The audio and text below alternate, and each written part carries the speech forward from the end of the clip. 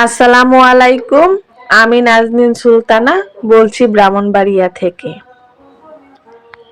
সবাইকে জানাই ঈদের শুভেচ্ছা, ঈদ মোবারক।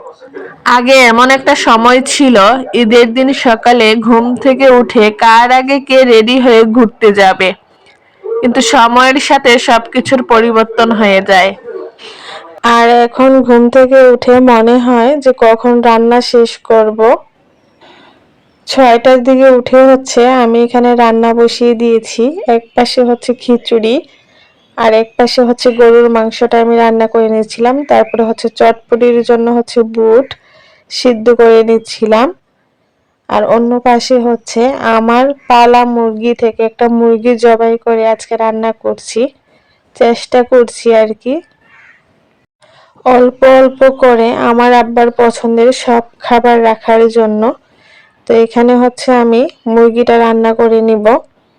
এক পাশে মুরগিটা রান্না করে নিচ্ছিলাম, অন্য পাশে নুডলস রান্না করছিলাম। মানে 3 চুলায় মাটির তাড়াহুড়ো করে রান্নাটা করে নিচ্ছিলাম। চাঁদ রাতে মাকে বলতাম কালকে সকাল সকাল রান্না শেষ করবে, আমি যেন ঘুম থেকে উঠেই দেখি তোমার রান্না শেষ। আসলে এখন ওই কথাগুলো মনে পড়লে অনেক বেশি হাসি পায় যে মাকে কতটা জ্বালাতন করতাম আগে। আমার আব্বার কথা ঈদের নামাজে যাওয়ার আগে যেন রান্না শেষ হয়ে যায়। আমি 6টার দিকে রান্নাটা বসিয়েছিলাম, 7টার মধ্যে আমার রান্না কমপ্লিট। যেহেতু আমি মাটির 3 চুলায় রান্নাটা বসিয়েছিলাম, তাই কিন্তু আমার বেশি সময় লাগেনি। এমন একটা সময় ছিল যখন ঈদ আসার আগেই কত রকমের প্ল্যান ছিল।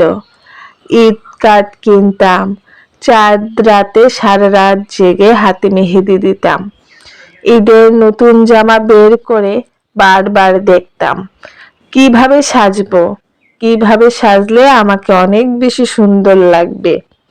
আর ভুলেও কাউকে ঈদের জামা দেখাতাম না, কারণ ঈদের জামা দেখালে যে আমার ঈদ শেষ হয়ে যাবে।